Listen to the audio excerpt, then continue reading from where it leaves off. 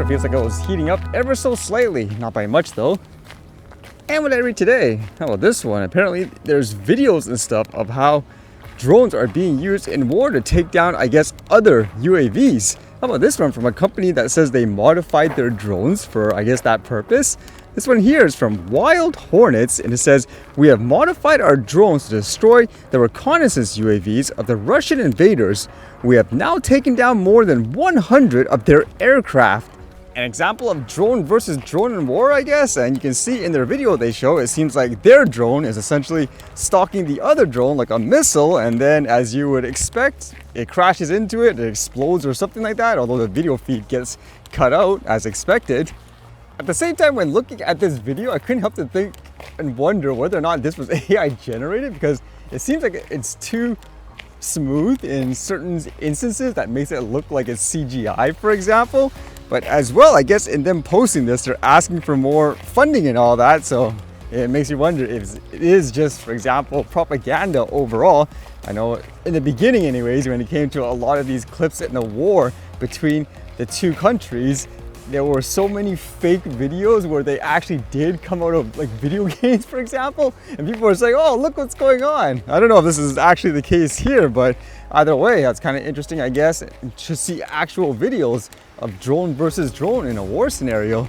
And this was interesting, as you've known in the past couple of weeks, for some reason there's been stories of drone delivery companies wanting to set up in particular areas and their residents not being happy about it. Well, this one, it seems like because of that feedback, potentially, they decided, okay, we're not going to do it around this area, so it's kind of interesting. This one says, "Residents relieved as hospital drone plan pulled."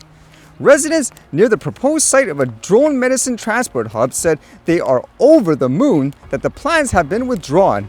The hub near Seg Hill and Northumberland Hospital in Cramlington was earmarked to deliver medical supplies to NHS sites across Northumberland.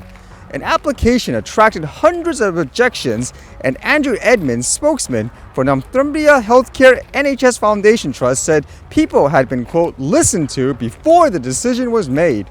Andrew Mavel, who lives in the Middle Farm close to the site, said he was delighted and relieved. Mr. Edmonds said the Healthcare Trust would continue to look for alternative sites. Mr. Mavel said the withdrawal had come out of the blue. When we went along to the public consultation session, it seemed very likely they were going to go ahead, he said. He had raised concerns about the impact on a nearby bridleway and wildlife.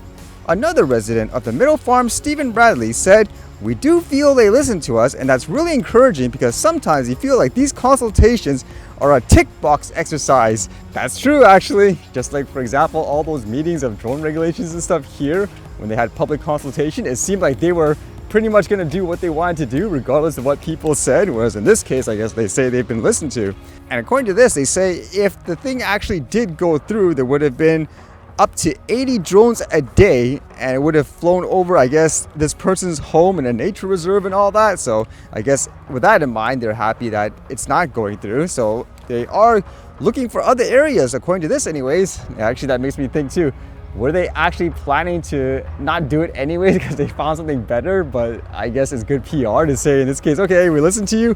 Who knows? But usually in cases like these, like they mentioned here, they are inclined to just say, we're going to do it anyway. So interesting twist, I suppose. And that will be an issue when it comes to these types of drone deliveries, where they'll need to establish a hub somewhere. Will that actually drive the property value down in certain areas if there will be more, I guess, noise and all that because of this?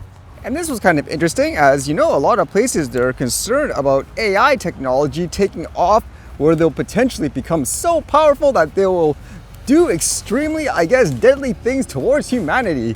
Take over, I guess, countries, launch weapons and so forth on their own. So a lot of people are calling for things like laws and so forth. Well, this is kind of interesting, where apparently in California, they passed a bill of sorts saying AI safety bill passes California legislator.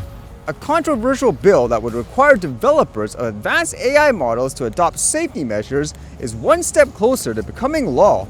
The bill, SB 1047, will require developers of future advanced AI models to create guardrails to prevent the technology from being misused to conduct cyber attacks on critical infrastructure such as power plants. Developers would need to submit their safety plans to the Attorney General, who could hold them liable if AI models they directly control were to cause harm or imminent threat to public safety. The bill, introduced by Senator Scott Weiner, passed the State Assembly on Wednesday with 41 votes in favor and 9 opposed. On Thursday, the measure was approved by the State Senate in the concurrence vote.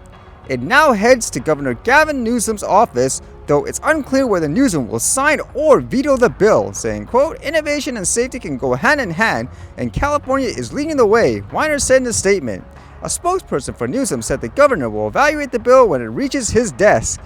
That seems inevitable, where countries will establish certain laws and regulations to control AI in this regards. At the same time, one argument which was kind of interesting to think about is how people are saying, if you, for example, let's just say here, like in the US, they create all these laws to restrict AI development because it's for safety reasons, there could be another country that says, I don't care about your stuff, I'm gonna make the AI as powerful and deadly as possible. So because that other country insisted in developing AI as powerful as they could, regardless of whether or not it could go crazy, for example, imagine during a war scenario where the two countries are in dispute, you now have one country that has such a powerful, I guess, quote, AI platform that it completely demolishes the other side. So that's the concern. I guess a way to think about it would be, let's pretend one country's making weapons, it's in its early stage and all that, and they establish laws saying, okay, we can't go any farther than, let's just say, a gun or something like that. Anything else in terms of explosives, nuclear weapons and so forth will never develop because they're too dangerous.